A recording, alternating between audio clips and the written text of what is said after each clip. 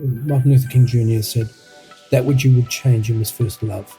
So I think, the fact that we love the church enough to speak to it and call it into a new reality is really important. Whether the church will always recognize it, don't know. Welcome to the Church Digital Podcast. Through this podcast, we'll talk about the technological innovations within the church. But more than tech for tech itself, we'll address deeper questions. Is disciple making possible digitally? How should we approach the digital mission field? Can a biblically grounded church operate in digital space? Oh, and where does the metaverse and artificial intelligence fit into all of this? Whether you're a big or small church, the Church Digital's goal is to help churches like yours learn to be a multiplying church, digitally and physically. And now here's your host, Jeff Reed. All right, episode 300. 300 of the Church Digital Podcast. Jeff here, founder of the Church Digital. I am so excited about this conversation. I'm so excited about this conversation this evening.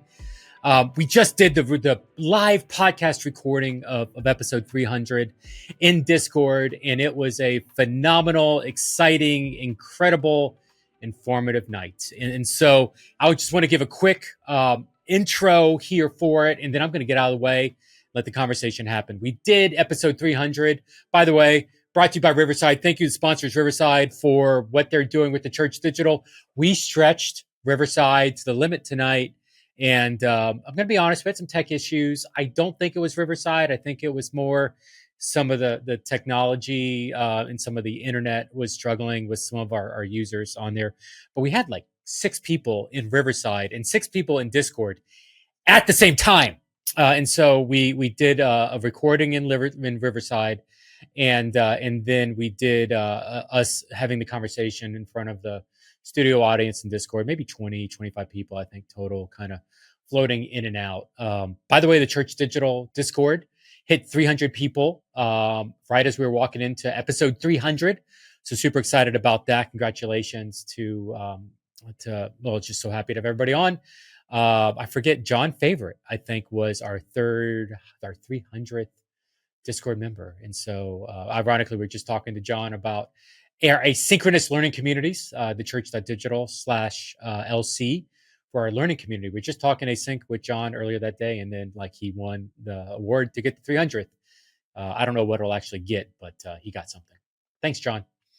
Episode 300. So Tsunami and I, somewhere around 295, we're doing a podcast about virtual reality church planting. And towards the end of the podcast, we started just dreaming about what we were going to do for 300, because I didn't really have a plan, if I'm honest. And nothing really seemed like it was going to work out. And so Stu actually came up with the idea that we ended up doing for 300, which involved Alan freaking Hirsch. That's right, Alan Hirsch, the freaking Alan Hirsch, church movement catalyst, church planting guru. Alan freaking Hirsch is on the podcast here at the Church Digital. By the way, if you're keeping score, this is the second Australian that we had on the Church Digital podcast in as many weeks. 2 weeks, 299 was Steve Addison, 300 is Alan Hirsch, and both bringing incredible wisdom and guidance to planting and to movements. Now, Alan Hirsch today, we really focus on APEST, fivefold ministry. Some of you may be like, what's Jeff smoking? I've never heard of APEST. Is that like rats? Is that what we're calling mouses these days? Mouses. Is that the way you say that? Mice? The little track pads? No. Okay, that was a bad joke. Forgive me, corny. But in reality, this is something that a lot of digital churches and virtual reality churches, a lot of digital ministries, a lot of churches in general, we need to better utilize. And Alan does a deep dive for us here in episode 300. By the way, it's not just Alan into the conversation. We invited a whole bunch of church planners in digital and metaverse spaces. We invited Joey Santos from Church at a Bar. We invited Dr. John Harris from Hearts Like His. We invited Tsunami from Vector Church. And we also invited in God Squad's Susie. There's a lot of wealth of knowledge on church planting. And as the most telling night for me tonight, and we did this recording, was to see Susie's face light up as he's talking about APEST and how APEST can influence what's happening at God Squad Church. He has literally been running God Squad Church for 9 years. And tonight, Susie discovered something that made him excited about it. Like this is like 9 years and he's just now finding it. And so like audience, lean in as we're talking about what APEST is going to look like. Now, I do want to beg forgiveness for from the room. We had some tech issues tonight. I overstretched the systems, and Dr. John is not going to be as present in this podcast. Probably not at all. We'll have to see what we can do in editing, but very little, which is sad because Dr. John is a freaking genius when it comes to APEST. And so it really made me sad that he was not able to get on the recording. He was able finally at one point towards the end of the podcast, in Discord, he just jumped in the Discord app without being on the recording. And he shared like from his heart. It was so good. Oh my gosh. I want to get Dr. John on a podcast and really do a deep dive just with him in the months to come, in the weeks to come. But for today, we're bringing in the Alan Hirsch into the conversation, centered around APEST, fivefold ministry in digital and virtual church planting. Episode 300, right here, right now, of the Church Digital Podcast. Thanks, everybody. Here you go. Gentlemen, welcome to episode 300 of the Church Digital Podcast. We had some tech issues. I knew it was like the thing that was going to happen with 5 people coming into how we do the podcast, the live podcast with the recording. A couple of them are not Discord natives, which is completely fine. That's great. And then Andy, who's our community expert here with the Church Digital, is doing a church service right now with Lux Digital and those guys. Like I just knew I was like, this is not going to be good getting started. And so thank you very much for your patience. Those of you that are here with us in Discord, watching this on the live recording, this will be publishing sometime next week. I do want to ask this question of the gentleman here on stage with us, because I did not earlier. Do you have any hard stops? Like if we went till, was it 6:30 our time? If we went for an hour to 7:30 Eastern New York time, is that going to freak anybody out? Beyond that, is everybody okay time-wise? I got to stop at 5:30 Central. Okay, cool. No, it's a joke. That's a joke. He's out. Hey, Stu, we've been hanging out a lot, and you're a metaverse virtual guy. So can you virtually read my mind right now, what I'm thinking right now towards you? Like, do you have a picture of what that would look like right now? I think. Yep, and Good. It's making me blush, bud. Hey, Jeff Reach just had a minor heart attack. Hey, listen, by the way, a lot of you are new to the Church Digital Discord. Thank you. Welcome. Glad to have you on here. Would love to have you engage through this. We talk about all the time with the Church Digital in Discord. Join the conversation. And as we're having this interview with Alan freaking Hirsch, as I've been saying on the streams for the past couple weeks, the church catalyst planting expert here, church movement expert. We want to hear from you. What questions do you have as we're digging through this, and how does it apply? How is this applying to some of the stuff you're working on in real time? So join the conversation with us, and we'll be talking to and through you guys all night long in the chat. Thank you, Hilmy, for getting that started off. And Flat Cap's always good with a animated GIF. So cool. So let me quickly just introduce the room here, because honestly, we could do a full podcast just focusing on the 5 people that are joining me today. In no particular order, I've got Joey Santos, who is a micro church pastor, former digital pastor at a hybrid church, but he is a micro church pastor as well as a operations director for a bar. He actually started a church at the bar, and is doing really an incredible micro strategy of reaching bar people and bar employees through a bar while he's actually working at the bar. And so, anytime I'm talking micro, I want to involve Joey in the conversation. Next to him, at least on my screen, is Stunami and Stuart McPherson, virtual reality pastor at Vector Church, a church plant, does hybrid and virtual reality for a physical church as well called Lakeland, and is really one of the leading voices of virtual reality church and ministry. And anytime I talk VR, I want to bring this guy into the conversation. I got Dr. John Harris, just some guy that I wrote a book with, but does incredible ministry through Hearts Like His. Are we calling it a church? Or are we still calling it a discipleship group? You can call it digital church. All right. Okay. It's a digital church. We went back and forth on that for a season, as I recall, but a digital church, Hearts Like His, and really engaging with the de-churched and people that are walking away from the church buildings, but are finding Christ in social media in that. And so Talking Digital, Dr. John is the guy. And so you can check out Sharing Jesus Online, the book that he and I co-wrote. It's on Amazon. And then next to him, Susie, Matt Souza from God Squad Church. To be honest, maybe the oldest active digital church planter I know. I know guys who were doing it before you, Susie, but they're not doing it anymore. And so are you the grandpa of this? Do you know anybody that's active doing it longer than you? I've never called the grandpa, but I'll take it. We were the first gamer church, definitely not the first online digital church. But we have been going, this March, we'll celebrate 9 years coming up next year. So we've been at it a while, and God's been faithful that we've been able to continue this long. Love that. So 9 years of a gamer church, God Squad Church. And so, hey guys, if you want to put your, information or links to your respective websites, put that in chat on Discord. That'll be great. We'll transpose that information and get it into the show notes for people that are watching this on demand. There is plenty of opportunities to engage. And yes, I see Desert Dwarf. That would make Amanda Souza, the grandma. Literally. I'm sure she's flattered. Yeah.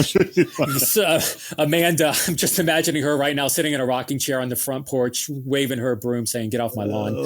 And so much goodness there. But, y'all, thank you very much for joining this conversation. And I do want to bring into the combo, Alan Hirsch, who is, my gosh, it was funny. One of the first conversations I had with Alan Hirsch was me giving praise to actually his email signature, because he has 8 or 9, all the stuff that he's listed as that he's doing, where he's like the catalytic leader or the visionary or the all of these organizations and all of this influence in church planting and innovation. And he's doing it, and he is so well connected, well versed, and really has brought about, when I talk about modern church movement, and we're even going to talk about APEST and a lot of the things that we're building church planting around in 2024, this guy's the architect of, and he and his contemporaries. And so it's an honor to bring him into the Church Digital podcast. I have felt at a personal level of the Church Digital ministry, I felt nothing but respect from Alan and his team. Which, if you know me, and this is not humble brag, I'm just some moron that knows how to type on a computer and roughly knows how to do tech well. And so, the fact that we've gotten to this point, through the Church Digital, and that Alan's on here for episode 300 of the Church Digital podcast is beautiful. And so, gentlemen, thanks for hanging out with us, and appreciate you all coming in. And so, what I really want to kick off with here at the beginning, all this started with a podcast episode with Stunami and I, maybe a month or two ago. We were talking about what we were going to do for episode 300. It came up, and the entire podcast previous with Stunami that he and I were on, we spent talking about APEST, and we had Stunami, who was on with us. Peyton Jones. Peyton Jones was on with us. Alan Hirsch. Yeah, another one of your friends. Love Peyton. And so we were talking. Yeah, Metaverse Church Planting with Peyton and Church Plantology, a book that Stunami and Stunami's reading recently, and I've read historically, and so talking through that, and Whitebeard, who's in the room, makes the comment about APEST. Before he even started the interview, he asked a question on APEST. And of course, that took over the entire conversation. So much so, Tsunami's like, hey, we got to continue this on. And really, when I look at APEST, the fivefold, when I see the potential of how that's being influenced on developing leaders and recruiting leaders and structuring teams, I see huge potential and effect of that in physical churches. But if I'm honest, and I'm calling myself out at this, on a lot of the digital churches, we've not even gotten to that point yet. And so as we're heading in, we've got all these planters where I want to dig into their experiences. And at some point, I'm going to let them interview you, Alan, and open up the floodgates. But I'd love to spend some time just right up here at the beginning as we're talking about episode 300. Let's talk about APEST. Specifically, what is it? How's it defined? You know, I could sit here and talk about it for half an hour. I know you've got like a 2-minute definition to get it started. And I would love for our team here to start to unpack maybe what this can look like or what it will look like or what it should look like, even among our teams in our churches. So Alan, can you kick us off? Okay, well, Jeff, thank you, mate, for having me on. It's a privilege, and yes, we do go back a little bit, and I'm grateful for your ministry and your pioneering work in this field, and all of you guys. It's just awesome to be here. I'm laughing because, you know, you say, I've got a 2-minute definition. So one of the things I call myself is the Lord of the long answer. Not known for the short kind of short answers or the short definitions, but I will give it a go. I think you pretty much indicated, you know, the use that we've often used is the word fivefold. That tends to be used in a certain, form of church that in itself has come into some questioning and some critique over time. So I tend to avoid it, although it's referring to the same thing. Ephesians 4 typology of ministry, which is embodied in Jesus, perfectly embodied in Jesus, given to the church in his ascension, and that, that we might become the fullness of Christ, and expressed throughout the book of Acts, which you see, played out in the life of Paul and others who play in the book of Acts. Effectively, Ephesians 4, the fivefold ministry is apostle, effectively a pioneer. It's really a missionary function more than anything else. The sent one, that's what it means. So on the frontier, pioneering, innovative kind of work in trying to create new forms of church. The prophet is the one who aligns God's people with God's purposes, an aligner, covenant guardian, if you prefer the theological language, very important radar of the church. If you switch off the radar, you crash into the side of the mountain. So a very important function. Both of these form what Paul calls the foundation of the church. There's a really important dynamic between them, what I call prophetic intelligence for apostolic architecture, but we can come back at that later. The evangelist is really the singer of the song, the communicator of the message, the person who invites people into the story as it unfolds, the champion, the recruiter to the cause. Really important function for church growth, and just a dynamic, positive function you need around to be healthy. The pastor, the shepherd, is the same word. Poimen in the Greek is really the one who creates human community and defends it, human flourishing, connectivity, love, relationship, discipleship in the local setting.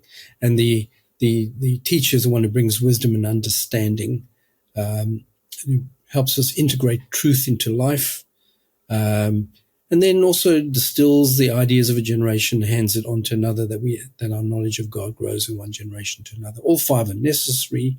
These are given, embodied in Jesus, as I said, given to the church in the ascension, which is a foundational action. And then this is played out in the life of God's people. So that's a quick 2-minute Alan Hirsch definition. Maybe not quite 2 minutes in real life, but love it. That was good. I'll give you props for that. And so, the hope is to try to develop the five folds. At least some of the stuff that we're applying, even within the Church Digital right now, is applying those five folds within our leadership structure. Now, I'm curious, and I want to ask the guys, I know some of you have varying levels of expertise with fivefolds. I know, Dr. John, you have, a lot more experience on this. And, I know maybe some of you, the others, are maybe a little newer. Have you done any analysis for yourself? Like, how do you rate yourselves? Or if you've done the assessment, how did you score for yourself? Yeah, go ahead, Susie. Yeah, I took the assessment. Alan, absolutely loved it. I know we got to talk a little bit about my excitement for it before the podcast started. Yeah, I landed on apostle teacher. They were super close, 36, 35 in my scoring, but was super enlightening. I have obviously heard of the fivefold ministry, have studied Ephesians 4, but really was just super eye-opening to look at it from the approach of building a team around it, understanding the role of a shepherd. You talked a little bit before how the word pastor can kind of be overly generalized in the church, and the pastor can kind of just be literally every person who does ministry. And it was super, super enlightening. I really, really enjoyed it. Thank you for making that. Stu, what are you? Literally you just put it in. I just saw that. So you're an apostle 31. Susie's apostle. I'm strong apostle as well. Joey, do you know your scores? Yeah, I did. It's teaching first and apostolic second, really? Which I thought was very interesting. That actually I know, right? He's surprised that I can. I would have picked. I don't want to. I would have picked that. I would have picked it. Yeah. Were you drinking at the time? Does that affect? Does bourbon affect your scores? It brings the apostle out of him. I know. I was like, even like when I looked at it, I was like, really? But that's something I started doing almost every weekend just a year ago. So I'm wondering, I'm based on the season of life and ministry, the impact that this can have in you, because I love the instruction. I love the descriptions and in a form of direction. And I was thinking this assessment would have helped me a ton a year ago. That would have helped you a year ago, Joey? Yeah. And because, I made the decision, I be in a traditional church model for over 20 years, served for over 20 years. And then all of a sudden I was like, yeah, I'm going to leave this and I'm just going to work in the bar and then do this church thing. And it flipped everything. I was the digital pastor, not preaching every weekend at all. And I have not done every weekend preaching for 20 years until I went to the church, microchurch, model. And one thing to me, like when I read this, is like, man, on my setting, this assessment is extremely helpful because I'm a pastor of a church that I don't have to pay mortgage. I don't have to pay bills. I don't have the staff. I don't have things to manage outside the spiritual side. I don't have to manage the not-for-profit side of it. I just need to manage the spiritual side of the ministry, which is it's a big plus, I think. I'm not saying it's not for other pastors, but I feel like, I can solely focus on that. So, I think that's what there's so much value in this assessment, because it really I did that this morning. I was like, it just generates so much focus for me now. Like things I have to get better, things I have to improve, that I didn't see it. I really didn't see it because I never had that tool in front of me before. So that's what I really appreciate about this assessment. Really, really, really, really helpful in my case. Yeah. So all of this came out of a book, The Forgotten Ways. Alan, that was the first publishing of this back in the early 2000s? Yeah, actually, it goes back a little earlier than that, Jeff. So there was a book I did before that. I've been riffing on this for a long, long time, both in the local church. But I wrote a book with a guy called Michael Frost called Shaping Things to Come. And we had a chapter on we called it APEST then because we used the word pastor. Actually, shepherd is the better translation, and because you can't have two P's in an assessment, it doesn't work. So, so that's been going back quite a long way. Forgotten Ways put it as one of the essential elements of movements, which I think it is. There's never been a movement that went to scale ever that didn't have fivefold functionality. It just doesn't happen. And so, so that was in there. But I've written 4 other books on this, 2 substantial, very substantial books on one on the Apostolic in light of the fivefold, and that's called The Permanent Revolution, and then one called 5Q, which is my best take on the fivefold ministry, with at least what I can do. And it's a pretty comprehensive book too. So, yeah, I'm pretty obsessed with it, Jeff. I think it's so important. It's a remarkably important thing and it amazes me. It amazes me that we've actually, we've been there for 2,000 years. It's in the scriptures, modeled in Jesus. And yet, we've inherited ideas of thinking about the church that have pretty much excluded them. And they're very intriguing because when you think about the amount of time these words are used, the word pastor, interestingly enough, and this is going to be a surprise to people here, the word shepherd poimen, the noun, the naming word, the identity word, is only ever used once of believers in the New Testament. Once, my friends. And yet we call everyone pastor in leadership. Now, where did that come from? That's a problem. Pastor is very important. It's in this very important text. It's not trying to dismiss it. There are adverbs and adjectives about that, but the noun. The word teacher is used about 40 times, most of them to do with false teachers. And when you ask people what's an apostle, it goes something like this: they're in the Bible. And actually, they are, but they're also outside. It was just a basically broad secular function. The Bible uses the terminology that's in Greek language. So it had a function outside of the church. So that's not even correct in itself, although it is in the Bible. And then they go, there's 12 of them. And yes, that's true, but there are also more than 12. What's Paul? Chopped liver? No, Paul is not one of the original 12. And there are also others. There's about 12 or 13 others named as apostles. One of them's a woman. Suck that up. So here, that's the thing there. Word prophet. And by the way, the word apostle is used 82 times. 82 times. Most people haven't got a clue what it is. And the word prophet is used, I'm not even kidding you, 144 times in the New Testament. Most people haven't got a clue what a prophet is. Oh, it's in the Old Testament. Really? It's all the way through the New. It's the most referred to of all the ministries. And so here's the problem with this, and I'll finish at this point. But when the Bible uses words, they carry revelatory value. They're communicating something to us. So we call it theologos, God words. They matter hugely. The word righteousness in the scriptures, or the word justification, if you will, is an important word. It's used about 12 times and yet created the Reformation. What we need to do is to pay attention to what the Bible means by these words and not suppress them, because it's important. They need to define us. We need to allow ourselves to be impacted by them. That's what revelation is about.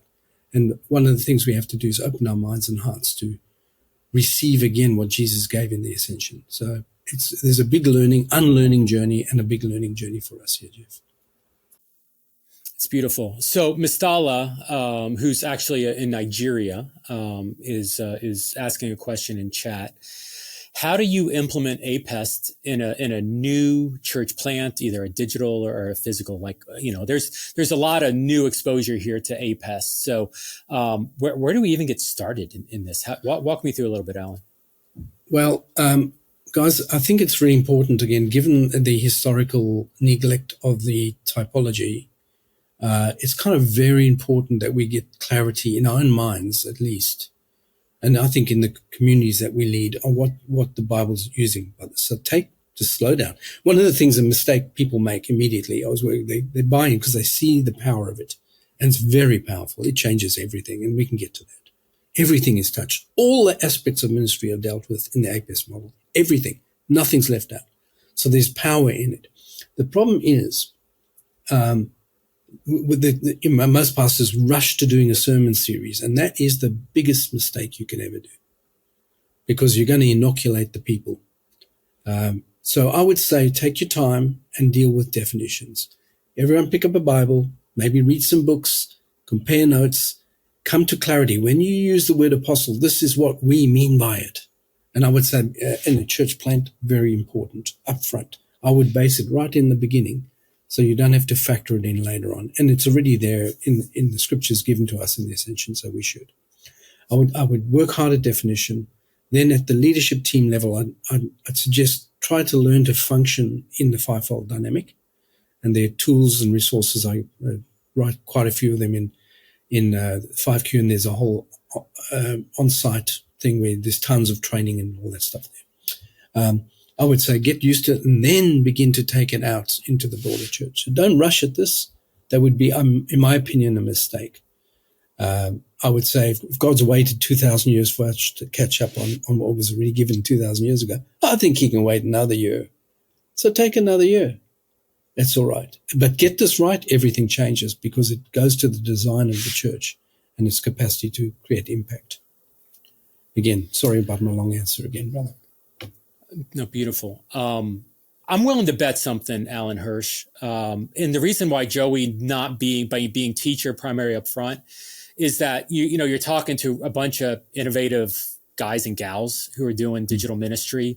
And it really feels like we are trending apostolic, where we're kind of leaning more and more that way. Actually, I don't know a lot of digital planters that are not, I'm talking the lead people. It's a frontier. That are not apostolic. Is that a trend that makes sense? And a follow-up question is, how do we even counterbalance us? Because I'm seeing shepherding and teaching is a weakness when surrounded by a bunch of apostolic. And I actually, I've joked that I'm an a-hole all the time. And so sometimes I need to keep myself in check, and that shepherding and teaching is a known weakness of mine. And so how do we counterbalance that even of ourselves?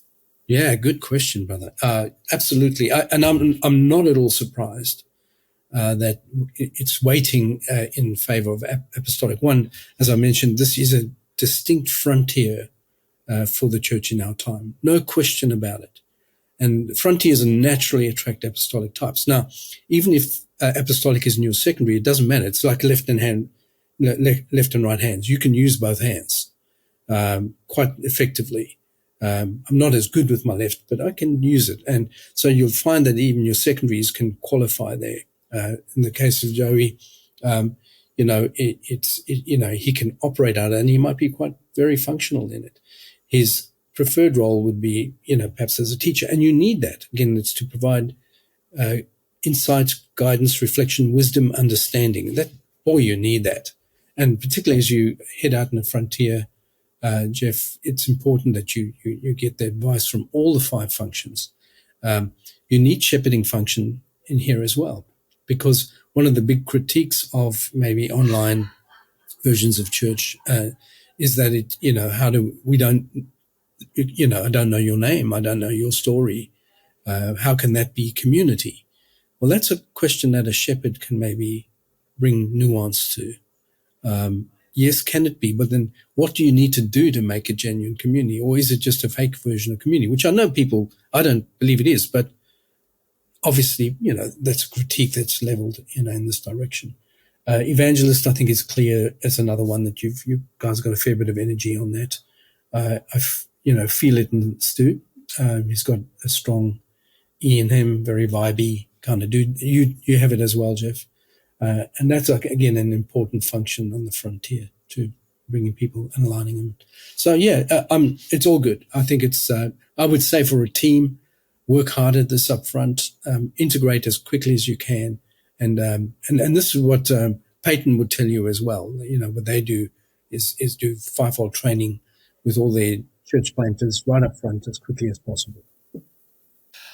Let's open this up to the room while Dr. John's figuring out his tech issues, unfortunately. What other questions on APEST as you're listening to some of this from Alan and the rest of us? What questions are you feeling about your own ministries and how you're set up to lead or the people you're leading with? Yeah, so I've got about 150 questions written, exaggerating a little bit. Too many questions that we won't have time to obviously go through here. One of the questions I would love to ask Alan, if you don't mind, obviously in a perfect world, when forming a perfect team for your church, ideally get multiple of each role so all the bases are covered, full APEST in your team. Obviously, when starting startup ministries, digital ministries, you don't have a plethora of people at your disposal. But with your statement a few minutes ago about most of the people that are starting these new innovative ministries falling into that apostle role, what would you say would be if someone's starting out today and they're starting a team or reforming a team and they fill that apostle role and maybe they're looking to get a second and third person on their team? What would you say are maybe certain roles that they feel they should look for to best complement their apostle role when first starting?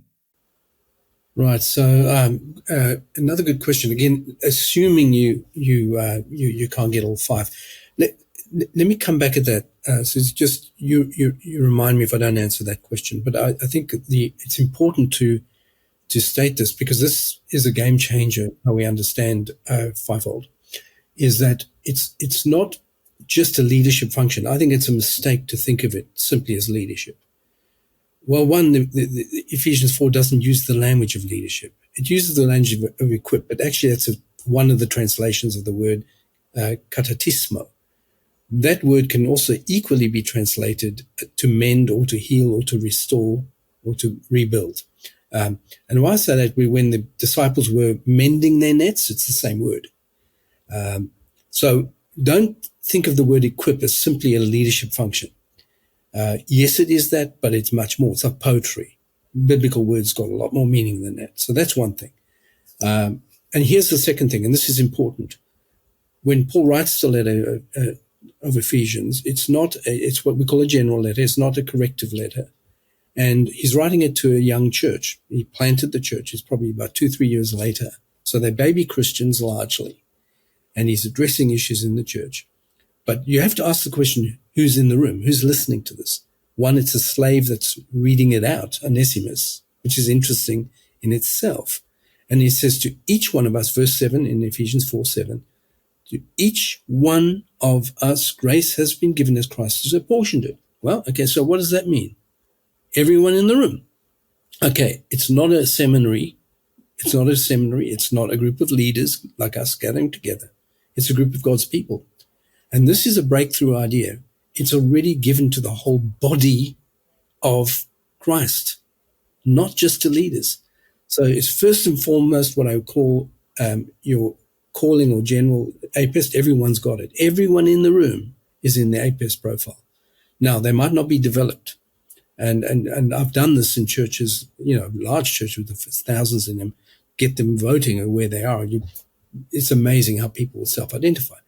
Now, is leadership there? Yeah, but leadership is implied in ministry, but ministry is given to all of God's people. And all I'm saying, friend, is that this is already given to you. If you've got a group of 10 people in the room, I promise you've got all that you need. Everything you need to get the job done is already there. It's just undeveloped because you haven't named it and developed it. It's a breakthrough idea. So don't think just leadership. That's a mistake again. It's going to get you into all kinds of trouble because, again, the apostle, you're going to play into that role that it's all about leadership. Someone's going to say that you're my bitch and I'm going to come, it's going to claim you, and you've got hierarchical understandings coming. Don't go there. Start with ministry but all ministers, some of us can be leaders, and that you have a pathway to develop leaders. So that's the one thing I would say. However, if there's only, a few of you in the room and you want to build your team, I would say if you're on a frontier of sorts, you want as much as you can apostolic. You've already mentioned that. I would say prophetic's important because it's going to guide you.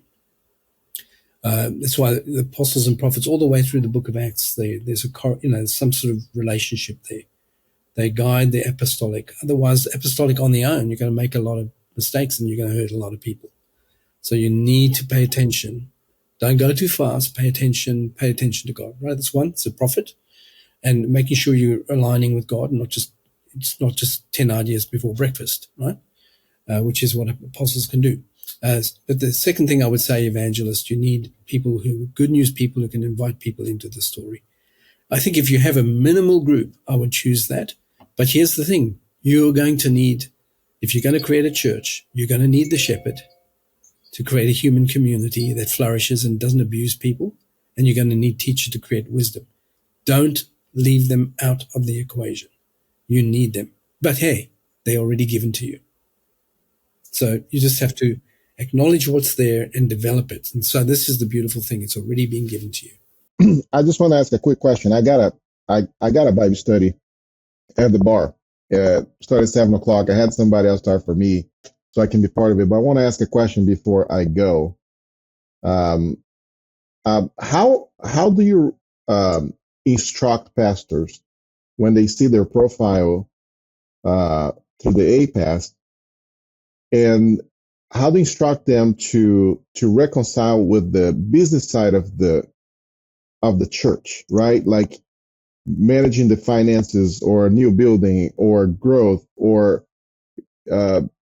capital campaign or HR situations, and like how is that this process of assessment allows instruct pastors to manage both, the church and the not-for-profit together, because that's the structure demands that. Not because most pastors, I'm just guessing, most pastors probably don't want that role, but that comes with the package in a current model. So what would you say to that? Is that, Jeff, is it aimed at me? Sorry, Joe, aimed at me. Yes, that's not aimed at me. I can guarantee that. So, the heart of this, Alan, is, how do pastors, where does the business aspect fit into APEST? How do you recommend, churches handle this situation? Because pastors are not equipped to handle those decisions. And here's the thing. Again, going back to the biblical language itself in Ephesians 4, strive for the callings you have received. That word is repeated twice. The callings of vocation. Why? I think it has to do with our distinctive contribution that we bring to the world. And that's what APEST deals with. It's vocational. So that's one thing, that's why I think, getting in touch with it this is what's going to motivate and drive you. And this is your purpose in the world, your distinctive contribution. And I think we see the other things as functions of organization. I think they're important, obviously, but first the calling thing is the central thing. Then when you put it in terms of what these do, I would argue that when you look at it in terms of, and by the way, I've developed, along with some very, very creative business people, a tool that helps people in the marketplace integrate fivefold dynamic. It's called Impact. I'll type it in when I've got some time. Brilliant test. Spent $500,000 on the thing, way beyond my capacities, but taking 5Q dynamic in creating beautiful profiles, very, very good tool for marketplace. But when you look at like these functions in terms of normal organization, you say, well, apostolic is really your pioneering function, or it's your entrepreneurship, your capacity to innovate new forms, to push to a new boundary. It's your R&D department, if you will, your experimental side. And also, you need to have, to push out to frontiers, because you can't over-rely on what you currently got. Every organization needs that, friends. I would argue that it's a function of organization. You need it. The prophetic is the aligning function. You keep you aligned to the purpose of the organization. And also, and some of the ethics and ethical kind of issues that you're going to be facing, they can call you on that kind of stuff, which is important because that's a key aspect of it. The evangelist is kind of your inbuilt marketing department. Everyone with an Apple Mac is an evangelist, right? It's good news. Why wouldn't you buy in on it, right? Well, of course, they call these brand evangelists. Every organization needs a marketing department. If you don't have it, you're not going to go anywhere. Well, it depends what kind of organization you are. But HR really is the shepherd and teacher function. If you combine the two, you get an HR function. Shepherding is onboarding, helping people feel they flourish in a community. They're learning, they're growing. Teaching is basically teaching procedure and the ideas that drive the organization and keep it with integrity. So you actually find that the fivefold contains a fair bit of, in fact, I would argue, all the essential functions of any organization. That's the one way of saying these properly understood will actually will provide all these things for you. The other side of this is, I think it's important to see this in the church. People say, how do we correspond this to elders or deacons, depending on your tradition? And I'll say, I think that's referring to leadership, right? So I'd say keep them if you want to, but see this, if you've got to watch me on this, but see this as a kind of a vertical dynamic. It's your leadership structure. What APEST is your ministry structure goes across it. Where they intersect, you'll find that you operate within a fivefold dynamic. So you can bring all the other functions in, but you must resolve them from within a fivefold frame. And I would argue once you do that, you're bringing all the intelligence of the church to bear on all the issues, including money and running things, managing the organization too. I don't know if that made any sense. I usually need a whiteboard. I don't have one. And that's... It's beautiful. Joey, did you have a follow-up? Anything else great. from you before you go? No, that was great. I think that's what makes the tool so, the assessment so helpful. I think that's missing, right? I mean, we look at the structure of the church and it's missing that connection, because sometimes the business is so overwhelming that overshadows the vocational side of it. And the mission is the one that's being forgotten. We just forgot the mission because you got to run the business. And I think if we can bring that together, we can actually make the business be a force behind it's the got mission. To serve the mission, right? Right. That can push the mission. It serves so I the think mission. that's great. Otherwise, you end up as an institutional or transactional form of leadership where you're paying people to do a job. That can do some stuff, but in the end, it doesn't play well in the church, where we're all kind of equal agents of God's people. Yeah. Susie, Tsunami, people who don't have real names. Any questions from you for Alan Hirsch? Yeah, I've got two. So again, the episode that Jeff and I did with Peyton Jones, which kind of unboxed even just this opportunity for us tonight. Payne was talking about how he feels that we are entering into a new church season that is more focused on the church being spearheaded by the apes rather than the shepherds, teachers. So the first question that I have really revolves around that. Is that kind of what you're seeing as well? Because for me, it feels that way. Like a lot of people that we have on this podcast, this call right now, are more apostolic in their giftings than it seems in teaching or shepherding. I mean, obviously, Joey has that teaching one in there, and I don't know that surprised me too much. But would you agree with that we're moving into a season that the church is kind of being moved and led more by those apostles and prophets and evangelists right now? I think there's a truth to that. Yes, I would say we are in a season of correcting problematics in our legacy system. And I think that's really happening. And it's a very exciting part of the conversation is that we're having whole denominations take these things seriously now. At last. But yes. So, yes, there's a correction needed because much of the way we design the church up to this point has been designed around, actually, I got to say, it's not really caring. We're not, hey, no offense, friends, but we're not known to be the most caring people in the world. So I don't know about our pastoral capacities. We can be a lot more caring. But I think it's largely the legacy of the heritage church is built on teaching. That's about just whatever. It's all about pulpit and Bible study and all that. So it's a teacher's function. It's one of the functions. But once you overdevelop it, you become, it changes the equation. It's completely overdeveloped.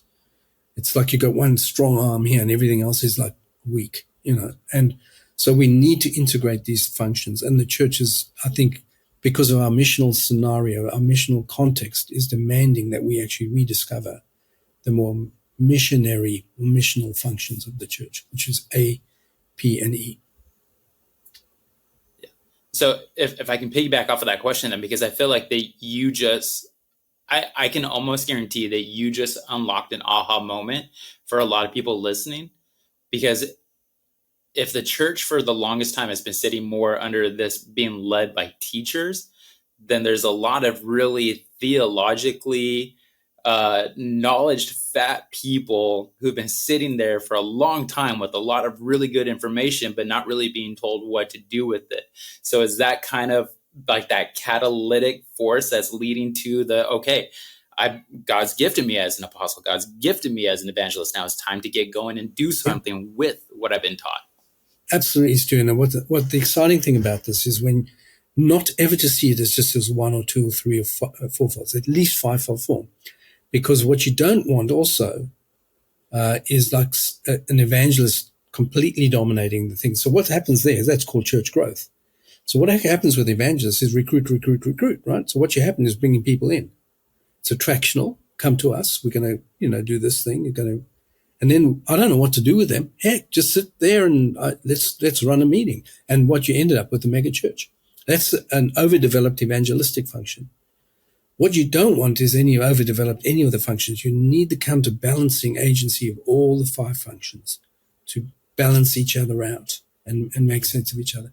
So it's very important, again, to exercise a discipline while you're the corrective right now, Stu, definitely, is to integrate the A, P, and E. E's in the game for the last 40 years at least, but A and P really are needed to be integrated properly. A particularly, because we have prophetic movements, often social justice or prayer movements or whatever. We don't have enough apostolic, and our understanding of the apostolic is pretty bad. So we need to kind of integrate that, and there's a learning moment for us there to integrate that. So, but never think of it just as one or two or threefold. Don't only think of it as leadership. Think of it as the functions of all God's people, and that the whole body can develop these functions. And I think that's a breakthrough kind of idea. I've got a question. So like I scored, I don't know my numbers off the top of my head, but Apostle was ridiculously high. Everything else was low. And I've seen others that, it's more level, maybe one or two strengths, but it's maybe just a point or two higher. It's more consistent across as opposed to the rocky valley, the sine wave. You said it doesn't matter. Like, do I interpret things differently if it's a drastic difference like mine versus a more rippling wave like others? How do we interpret some of those findings? So Jeff, again, another good question, brother. Technically, the test, it shouldn't matter too much, the weight of score, generally, unless, of course, you come up, in your case, you're saying it's like it's a big peak between the two. Where it does indicate that you have strong functions, in a certain area, and you're weaker in certain other functions. And what that will mean to you, bro, is that you have to recognize that means that if you want to have a full fivefold impact, you need to have people on team or people in your circle that counterbalance you, or you have other voices there from the fivefold that can perhaps add value to you. If you're very flatlining, like some people are, it means you're either very mature or, you lack a distinctive. I don't think that's a terrible thing. But you can always get better at all of them. If you think about Jesus as the perfect fivefold, he's perfect, 10 out of 10 on all score, right? That's pretty good. Most of us don't have that. And most of us are strong at 1, 2, 3. I would argue your top 3 are your strong ones. The other 2 are your weakest ones. Here's the deal. Don't do a strength finder's mistake on this. Don't just go with your strengths, Jeff. But you can actually get better. If you want to become more like Jesus, it's the perfect fivefold, you can get better at the other ones too. So perhaps in the second half of life, you can start integrating your weakest ones. What do you suck at, brother? What ones you suck at of all the fivefold? Yeah, so probably shepherding is going to be low on that. Teaching is going to be low on that. Yeah. Can you do those things? Yeah. I had a midlife crisis. That let me just 30 seconds. I actually was on a church staff that 95% of senior leadership and campus pastors and everybody were apostles. And like, that was a giant wake up call for me, because I saw what a nightmare all apostles without a balance was. And I started, can we get somebody to actually care about an individual? I mean, we all of us want to go change the world, but none of us actually want to invest time in an individual. We're a freaking church. And so it really showed me, honestly, in real time, my weaknesses, and brought that about. Now, I still, like, my personality is still incredibly strong towards the apostle. But I always tell people, like, I'm self-aware. I know I'm a jerk, but that doesn't mean I've stopped being a jerk. I just am sensitive to my overbearing. Good. That's exactly, I think, where you, and you can get better at those things. Not saying you will ever become a pastor. You probably won't, but you can get more caring, and you should. You shouldn't suck. You shouldn't be a jerk, entirely. So I think it's just like you become more like Jesus. You can see it as an index of Jesus. As the perfect five. If I want to become more Christ-like, I can't become Christ-like by just double downing on what I've already got. It's a double apostle. You're likely to, if you just focus on one, become a jerk. What you need to do is to become more like Jesus, to integrate the ones as well. They're there because they're in Jesus. Interesting. And you can't mock them. Yeah. Can't knock them, don't mock them. It's more about balancing it all together, not leaning into your strengths, operating all in your five are weaknesses. necessary. That's intriguing. Hey, Susie Tsunami, any other question or thoughts on APEST here? Yeah, I would love to hear Alan's thoughts on a specific topic. I think what you and Dr. John have both mentioned, I think for me, when I hear a lot of this APEST and kind of discovering your role, I think the word freedom comes to mind, to kind of figure out who you are and who you're not, and how it's okay to not be something. But I do think, Alan, like you had mentioned earlier, the word pastor, more so meaning the shepherd side of thing, just kind of gets assigned to almost all people that are in leadership at a church. And I know I could speak from personal experience. I can feel almost that sense of pressure that you're supposed to fulfill that more shepherd type role, spending a significant amount of your time in these one-on-one meetings, praying, caring for people. And I love people deeply. But I find myself struggling with having such a deep rooted strength in the apostolic and the teaching role. And the reality is we all just have a finite amount of hours in the day. When I sit down, and sometimes when I sit down and pray, I go to pray for an individual, and I feel the Holy Spirit filling my mind with vision.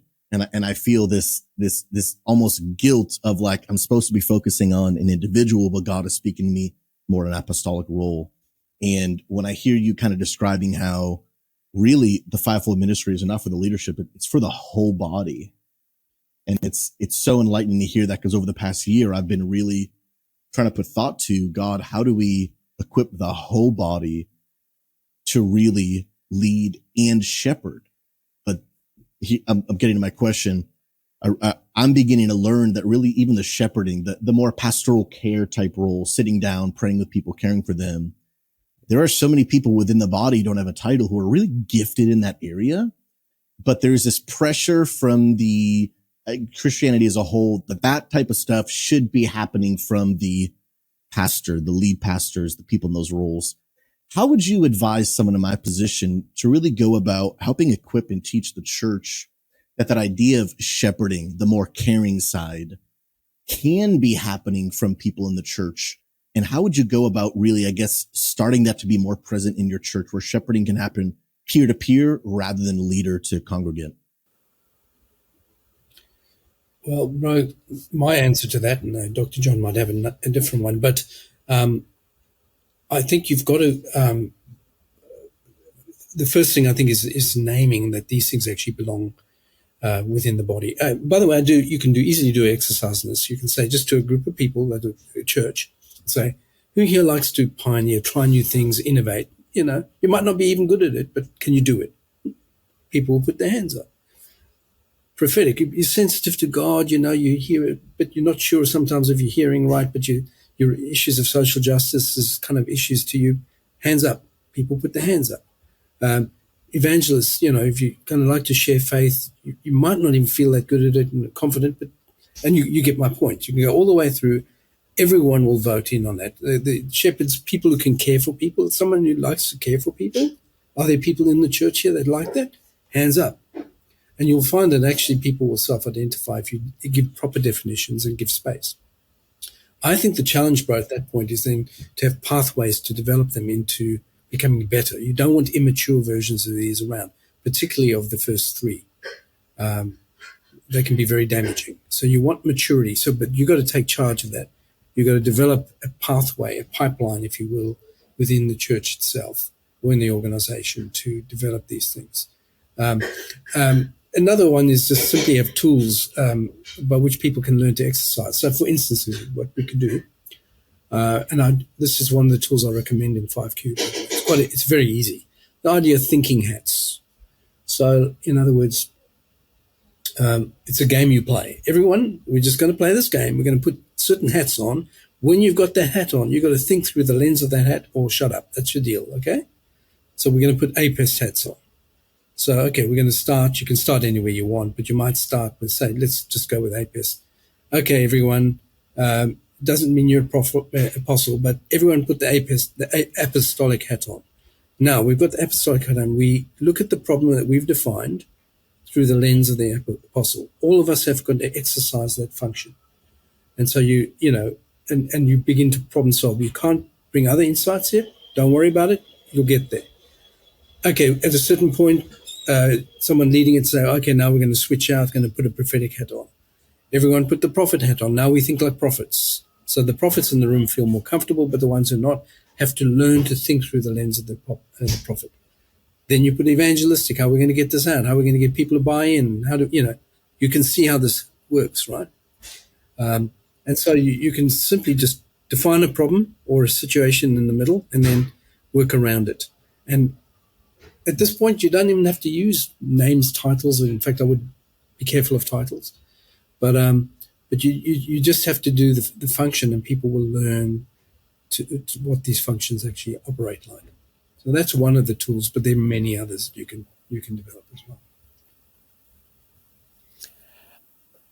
There's Matt Penny in chat has a question, Alan. It's rather long and thought out, but the meat of what he's asking is like, how do we counterbalance the shadow side of our strengths? I think we talked a little bit at the personal level, operating at the weaknesses, but even organizationally, if I would love for you maybe to speak to that a little bit, counterbalancing the shadow sides of APEST. Well, here's going to be really hard because I think I need almost a whiteboard to really answer that well. So I'm going to just, I hope I don't botch this. Okay, you just push back on me if you feel I haven't answered this. But what you can use here is like use the fivefold as a sense of the measures or marks within a church, right? So, for instance, every church, and I would say this is a good way of playing this out. If you come from a tradition that denies the apostle prophets, then what you can say to them is say, okay, nonetheless, every church is meant to be apostolic. Forget the words apostles. Every church is meant to be apostolic, right? We're all sent. We're a sent people. We have a certain function in the world that only we can fulfill. Everyone's going to agree with that. We're one holy Catholic apostolic. We've been confessing this forever. So no one can deny that. So you say, yeah, okay, but some of us are called to be apostles. But the function of the church is apostolic. And people say, well, I believe the church is called to be prophetic. You can say, I don't believe in prophets. I'd say you're wrong. The Bible's full of them, but you can't tell me that the church is not meant to be prophetic. No, you cannot. You're not allowed to do that, right? And so, because we're called to stand for God, sometimes at the pain of death, we'll stand for God and, for his purposes in the world. And we will sometimes cop it for that reason. We'll speak truth to power and get into trouble. But when the church doesn't do that, which is currently happening, in my opinion, but nonetheless, we get into all kinds of trouble. Every church is meant to be evangelistic. You say, well, I don't believe in evangelists. So, but every church is meant to be evangelistic, right? So, because we're all called to be a good news people, we're meant to, extend the good news in the world. Every church is meant to be shepherding. We're meant to be a caring community. You're not meant to suck at that. No one's arguing the title, so you can go there with teacher as well. We're meant to be wise people. We're meant to think through the mind of Christ and think through things with wisdom. You need the teaching function. All five are needed. So you can then, based on that, you can build out a kind of like a spidergram. Okay, you can say, okay, let's look at your church. Do a spidergram with 1, 2, 3, 4, 5, 1, 2, 3, 4, 5. Okay, and say APEST. Okay, I don't have a diagram with me, but you play this out. Okay, so what are you strong at? And so you get people to riff on that. We're strong at. Well, let's do an exercise. The average evangelical church in America. Okay, it's a very broad category. What are they strong at? I would suggest to you they're very strong at teacher. In fact, I think that, that's the uber strong one. And if Presbyterian, it's theology. If it's Baptist, it's preaching, but it's all about teaching. Second strength, that you would probably say shepherding. I'd say, yeah, but it's not as strong as teacher because we're not known to be as caring as we ought to be. So I'm going to give it the second, but it's not as, the other one's got 5. This has got maybe 2.5 out of 5. Then what's the next one? I would say evangelist. Yeah, that's probably the next one. We still have a very one-dimensional understanding of evangelism, but I think it's there. So that's 2.5. Let's give it equal to the shepherding. What's the next one? Is the prophetic. Well, verily, verily, we don't even believe in that stuff. So how can you even acknowledge the prophetic function if you don't acknowledge, don't have the language for it? And then you verily suck at apostle. So what you've got here is a church that's very high on teaching and doesn't have strengths in the other areas. What's the standard answer for a church? How does it resolve its problems? If you already double down on the teaching gift, what's the answer? How do you improve this church? Thinking through the lens of the teacher. Well, more teaching. We're going to do a preaching series. It's more of that. Now the question is, will more teaching resolve your problems? No, they won't. You're already as good as you're going to get. Double down there doesn't change anything. How do you do this is you go with your weakest points. Find the one that you suck at and develop it out. If it's prophetic, learn what it is, try and develop it, go for a year or 2, upgrade it, and then you do another kind of assessment. And this is what we call a 5Q diagnostic. And it's really important to develop your fivefold functionality in the local church. Again, 5Q Central is the place to go for that. Again, long answer. So we'll include links in the show notes. No, that's beautiful. Short answer. Hilmi wants to know what your top function of the 5 is. Mine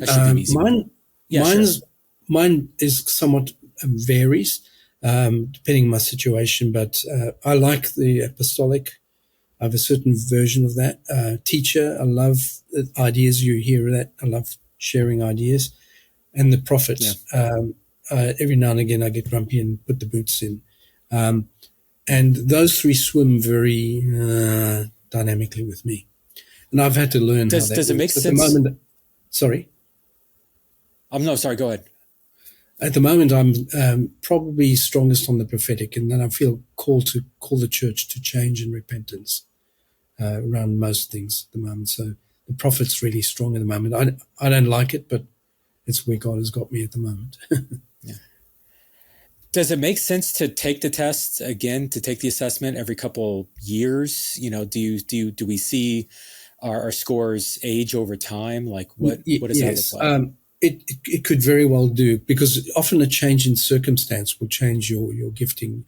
You'll learn, you'll bring others up to the fore.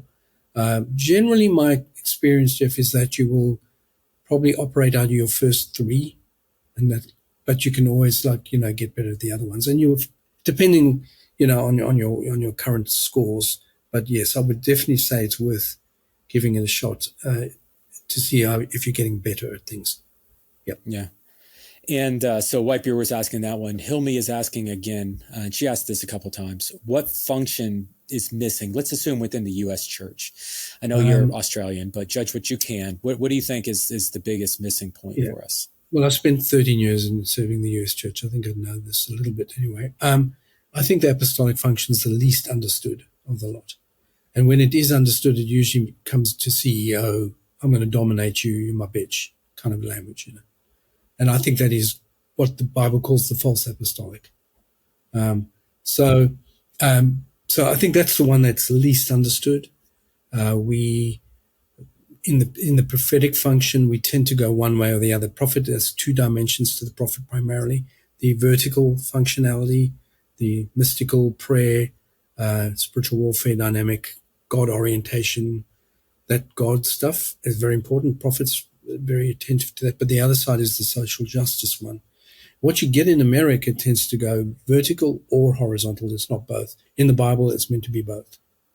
So the prophets are the one that say, I hate your worship services. All your glory clouds and all the stuff you get up to, I hate them unless you do justice, right? So the two are meant to be integrated. If you've got like churches that are so big into glory clouds and stuff, but they don't do any justice, that's not biblical. If it's biblical prophecy, it's both. And I said the two of those are probably the least understood of the lot. I just want to keep score at home. Those of keeping score at home, Alan said bitch twice in one broadcast. And Jeff maybe we can shoot for 3. Let's see how it ends. But go ahead, Stu. What you got? Well, I mean, it could be possible because I am going to ask a question around that apostolic wiring. So let's see where this goes. So you feel like that's the one that has been somewhat missing, especially for the U.S. church. Now, let's say that comes to the rise. How do you stop those who are gifted with that apostolic wiring to not get bored with the new thing that they got started, to then run away and leave it unhealthy? Because that's the dark side of the apostle, right? Is like they're go, go, go. Okay, this is nice. Ooh, shiny over here, right? So it's missing, but it could also have a very dangerous aspect when it comes to the rise. Yeah, true. So I would argue there's nuance to the type of apostle. The big categories in the New Testament would be Paul and Peter. Paul is what we call entrepreneur, goes to the edges. He's the guy you don't want it hanging around too long. He's going to blow things up, right? You don't go on vacation with Paul, okay? It's just a bit hardcore. And Get out of Mark. Paul keeps moving. You've got to keep the sentness is important. Peter, on the other hand, is called to Israel, and Peter calls the home base, the church in our case, is able to speak within the love language of the organization and generate it, move it to the edges from within. And I think you need both. So there's a subtlety in the apostolic function that we need. I'm more Petrine form. People I know are much more what to call, the Pauline form. So I think there's a difference there. The other thing is, I would say, God has given these to every church. I would say before you move off, make sure that all 5 functions are operative in the local church, and God will know to look after it from there. So activate it in the local church, help people grow, and then you can move on. I didn't get the B word. I was trying. Yeah. Well, let me try. That's interesting. Amanda just posted her scores for APEST, and so she's strong A, and Shepherd secondary. Good Susie, combination. You were strong A as well. What's it be like to be married to an AA? Do we normally see that type of pairing? I would think like you would typically see more marriages be more complementary, less exact mirror. I'm not asking for like meet like insights on your marriage, but you know, do you feel that tension? But she slept you around. That's what he's trying to get. Yeah. No, I'm actually excited to get off this call because I think she is very surprised at those results because we don't clash in that area at all. She is very much, I have been very much here's where I think God wants us to go. She is very much I can figure out the details of how we're actually going to get there. So we don't really clash at all. So I'm actually really surprised by those results. I think my understanding of her, she is surprised by those results. So I'm very excited for a great conversation later tonight because that is unexpected for sure. The Church Digital bringing marriages together once again, man. This is beautiful. Go ahead, Alan. I was just going to say, like, she's got a secondary shepherd, which kind of always qualifies. The shepherd is a human, it's got a high EQ functionality. They know it. So it's a good combination when you've got someone who can be driving. Well, you know, the Apostolic can be a little more hard driving. The combination, really, the shepherd can bring people with them. So that's a great combo. And then the other side, I would simply say when a test is a test, and this is a verified test, it's been a lot of money trying to get it statistically aligned. But we feel free to say, you know, if you know your definitions properly, give each other feedback and say, I don't think that's true. You know, I think you're more of this, and settle for that. Don't let the test get the final say. Interact with it as human beings. And I'd say, like any team of people, do the test because I think it takes guesswork out. But if you didn't have the test, if you want to sit down together, and let me say I was taking Jeff, and we were a church over here, all of us together, kind of which we are. And I'd say, Jeff, okay, I'm going to coach you in front of everyone. Tell me, bro, of all the five, we've got our definitions right. Which is number one? He's going to say apostle. I say, why is that the case? And he's going to tell us his story, right? As to why he thinks that's the case. We're going to get the feedback to say, everyone, do you think he is that or not? And they say, yeah, for sure. No, he's an evangelist. And by the way, people do get those two mixed up all the time, in America particularly, by the way. Just be careful. And so, you know, so we're going to give him 360 feedback, and you can do it like that. It's good because it's very relational, and we need others to be ourselves. I need the body to give me feedback. I got to know my impact upon other people, and that's the important thing. So that's advice I would give you there. I appreciate that. This has been so good. You know, Alan, I want to thank you. It's Thursday morning, like it's the next day in Australia, and Alan's waking up early, starting the day with us here on the podcast. I do, you know, it's funny, Stu, we've now had basically 2 entire podcasts in the past month on APEST, and I still feel like we're just scratching the surface on this thing. Like I did not even dream we would spend this entire podcast just talking APEST, and here we are. I loved it. Doing it. And so, you know, so good. And Susan, it's a killer app. Yeah. Alan, I do want to ask you a non-APEST question. And so, you know, you're here with the Church Digital, our listeners podcast, the people that are in this Discord room, the planters and the pastors and that we're working with.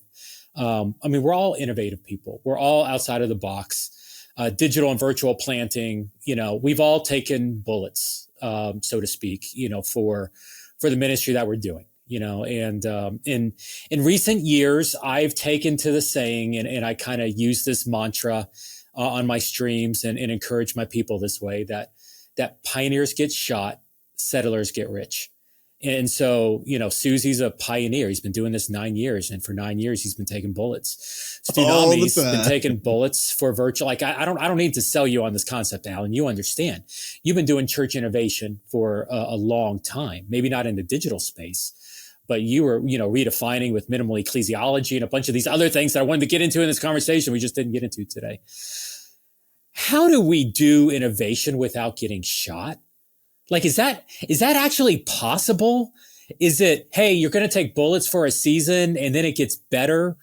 Like from a guy that's been around the block a couple times in this movement thing, in this church innovation space, I'm asking for some coaching. What do I tell my people, my team, my churches, the planters that we're working with when they're getting bullets? How do I help them in that? Oh gosh, that's kind of a pastoral question. Excuse me, I'm putting on the shepherding hat here, right, for a second. The apostle would have been like, I'm going to go swinging with you. Let's go. But I mean, seriously, like, what do we do? Yeah, I think it's a difficulty that all organizations have. Like if you think of like any institution, it resists innovation because the very act of innovation assumes that what we got isn't good enough.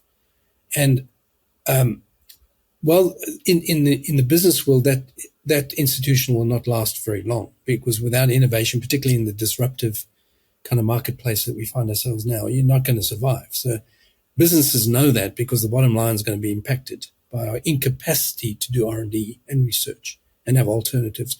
You need more than one line in the water. The church, on the other hand, is not good at this, and basically does persecute its innovators, and it kills its prophets, and it has done this for a long, long time. But I would say that there's some change now in organizations, particularly denominations that are in deep decline. They're desperate enough now to recognize that more of the same is not going to get different results. And I would say, there's been a change in the last 10 years or so, partly because of APEST typology and the language is getting out there. So the functions are broadening out. And so, but it's still weighted in favor of the status quo, bro. And Jeff, I don't know, is there any easy answer to that, bro? I think if you do take bullets, take it for Jesus. And if they killed him, they're going to kill you too. Yeah, and he says that, doesn't he? There's a side where if you're going to change something, if you want to change it, actually, let's say this also, Martin Luther King Jr. said, that which you would change, you must first love. So I think, the fact that we love the church enough to speak to it and call it into a new reality is really important. Whether the church will always recognize it, don't know. I tell you what, I haven't been run out of town for a few years now, but I have been run out of town a couple of times. So it has happened, but less and less so. I think something's changing. That which you love, that which you want to change, you must first love. Martin Luther King. Yes. That is a incredible quote. I don't think I'd heard that one before. Yeah. Otherwise, you end up bitch slapping it. There you go, Stu. Yes. That's three. That's a hat trick here. I got to figure out how to ship. If Hilmi's still on, we got to ship the Church Digital hat to Australia because Alan Hirsch just won himself a hat trick. Hey, Alan. So here on YouTube, if you're watching, do you want the black or do you want the gray and white? Which one do you want? Because you just got the hat trick here on episode 300. What color do you want? I'm usually a black kind of guy. So okay, we will figure out the details. We're going to get you a black hat. We'll talk offline for that. But this has been awesome. You need to make a merch shirt that says that Alan Hirsch hit the hat trick live. Tell me, three times on episode 300. Yeah, and then it's got to have the mouth covered with like the money marker exclamation. What did he just say? Oh my gosh, yeah. Her team, Barbara's team, Word Revolution is incredible, and I'm sure they are actively. Barbara is all over that. Barbara is in Portugal, and so I don't even know what time it is there. It's probably midnight, 1 a.m. her time. So thank you even for being up this late, Barbara. Hey, so we're gonna land the plane, guys. This has been so good. I know we've had a lot of tech issues here with this podcast. God bless Dr. John, only able to jump on for a minute or two. Honestly, I've listening to him talk. It's like, Dr. John, I want to do a podcast with you, and so look for him in the podcast to really start to flesh through what he was, some of the stuff that he's working on. Joey came in for just a minute as well. He had some things with his church at a bar, a Bible study he was meeting that he had to step into at a relational level. And so, but hey, this has been a solid conversation. Susie, Stunami, I feel like we need a cool name for Alan Hirsch to end the night. Hershey?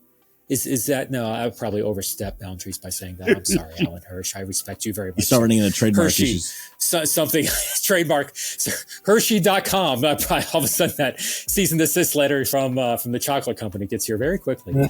But Alan, seriously, sir, thank you for, investing the time coming into this and really speaking life into a generation of churches here in digital space that is hungry for lessons like this. The fact that Susie is foaming at the mouth, the guy that's been doing this for 9 years, and is, just recently getting back and stepping up his involvement again. But as a result of that is hungry. And honestly, Susie, when I was like, hey, who am I bringing from Gamer Church? I'm bringing in Susie. Because, dude, this stuff would go nuts over if he can really wrap his brain around this. Like, this is going to be so powerful. And so, and Stu, whatever this looks like in VR, you're the guy to figure that out, man. And so I love where we're going. Whitebeard is going to close the night by calling Alan Hirsch the Hirschinator. And so that's what we're going to go with, because it's not a public, it's not a private secret. Whitebeard runs the Church Digital Discord. And so I'm going to land episode 300 by saying this. For the Church Digital, we got Susie, we got Stunami, we got Jeff, and we got the Hirschinator. Signing off. Thanks for all for joining us tonight, and we'll see you next time on the show. You all have a good one.